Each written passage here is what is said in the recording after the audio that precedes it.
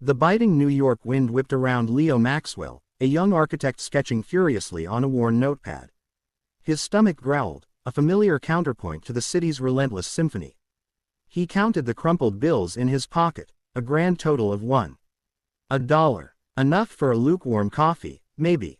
As he turned a corner, a figure huddled in a doorway caught his eye. An older man, his face etched with hardship, his outstretched hand trembling. Leo hesitated. That dollar was all he had.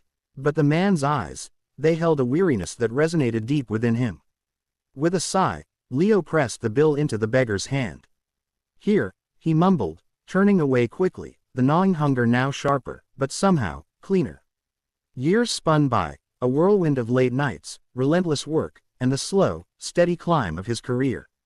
Leo's architectural firm, Maxwell Designs, became synonymous with innovative and breathtaking structures. He had everything he'd ever dreamed of: success, recognition, comfort.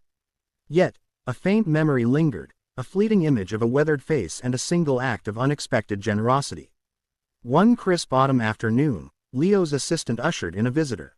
An older gentleman, his clothes simple but neat, his eyes holding a familiar depth. Leo searched his memory, a vague recognition stirring.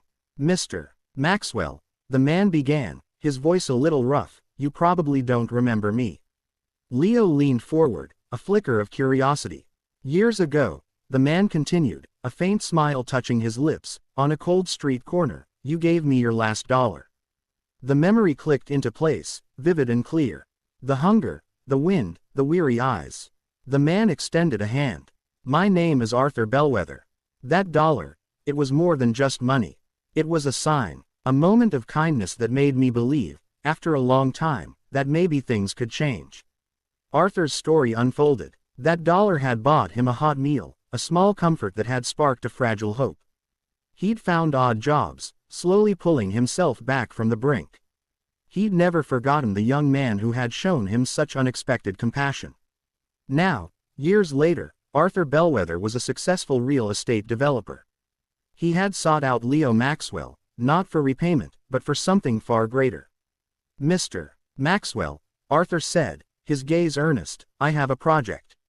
A large-scale development, and I want Maxwell Designs to be the lead architect." Leo was stunned. This chance encounter, this echo from a forgotten act of kindness, was offering him an opportunity beyond his wildest dreams. The project was massive, a game-changer for his firm. Without hesitation, Leo accepted. He remembered the gnawing hunger, the small act of giving, the unexpected lightness that followed.